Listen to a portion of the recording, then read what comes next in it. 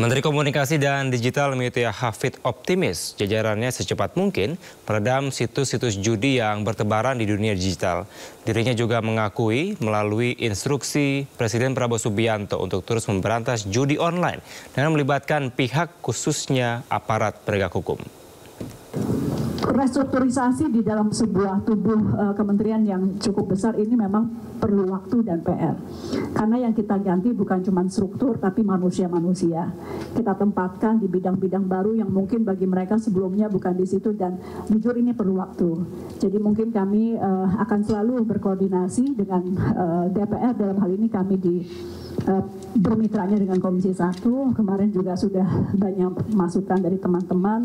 Konsolidasi organisasi ini mudah-mudahan jadi pintu masuk juga, momen baru untuk kita melangkah dalam upaya pengawasan yang lebih baik ke depan. Apakah akan selesai cepat? Rasanya judi online kalau melihat negara lain ya memang agak sulit juga cepat.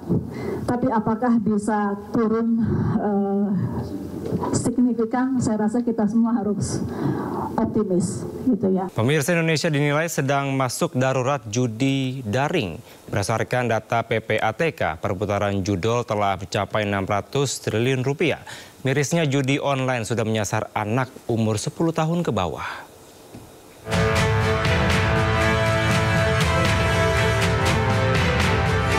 Belakangan ini maraknya pengungkapan kasus judi online oleh aparat penegak hukum membuat Indonesia masuk dalam darurat dalam kasus judi daring.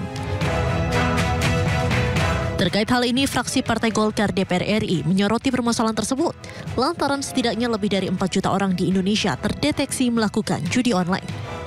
Berdasarkan data PPATK yang dihimpun oleh pihaknya, perputaran judi online telah mencapai 600 triliun rupiah yang turut menyasar anak dengan rentang umur 10 tahun ke bawah. Wakil Ketua Komisi 1 DPR RI Dev Laksono menjelaskan, Indonesia mengalami kerugian akibat judol mencapai ratusan triliun rupiah, sehingga harus dikendalikan dan diatasi secepatnya. Kita amat menikmati banyaknya progres yang kita dapatkan dan kemudahan dari digitalisasi, akan tetapi ada satu dampak yang negatif, yaitu adalah judi online. Nah, sekarang ini bagaimana kita mengatasinya, bagaimana kita mengendalikannya, karena kerugian terhadap ekonomi sangat besar.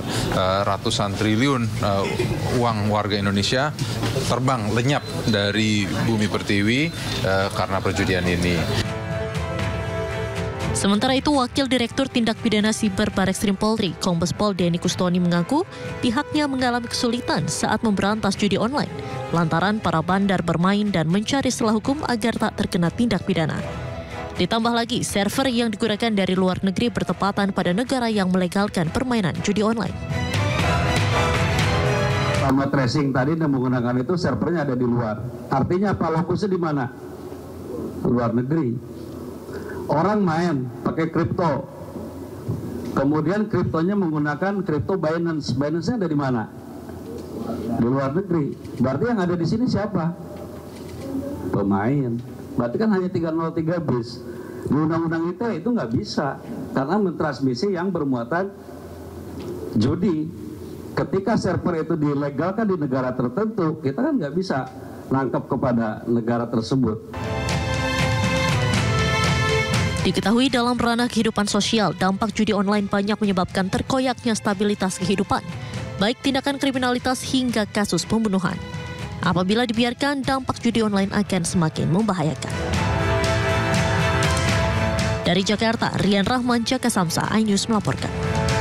Pemirsa, dampak buruk judi online sudah banyak dirasakan seluruh lapisan masyarakat. Seorang ibu rumah tangga terpaksa bercerai dengan suaminya yang kecanduan judi online. Hal tersebut terungkap saat Menkom Digi Mutia Hafid berdialog bersama warga di Cilincing, Jakarta Utara. Alhamdulillah masih bersyukur walaupun sampai ke judi itu jahat, sampai kita first gitu. Menteri Komunikasi dan Digital Mutia Hafid menangis mendengarkan curhatan warga saat acara literasi digital dalam pencegahan judi online di lingkungan sekolah dan masyarakat di Semper Barat, Cilincing, Jakarta Utara. Suami saya sendiri sampai dia ditahan gara-gara judi online.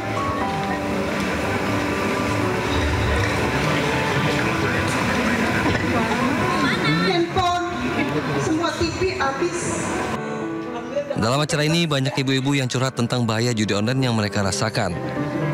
Ada yang harus banting tulang memenuhi kebutuhan sehari-hari karena sang suami kecanduan judi online. Bahkan ada yang harus bercerai karena tidak tahan dengan suami yang kecanduan judol. Ini kan judi online, pinjaman online ini kan sampai ke ranah masuk di kamar, di ruang sangat privat. Jadi mau tidak mau kita harus melibatkan masyarakat terkhusus ibu-ibu.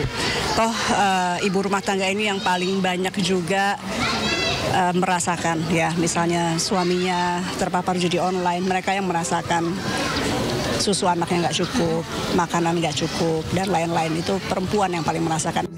Menkomdigi Mutia Hafid mengatakan wilayah Cilincing merupakan salah satu daerah dengan jumlah pemain judi online tertinggi di Jakarta. Dari Jakarta, Anissa Septiarani, Ari Setiawan, Ainus melaporkan.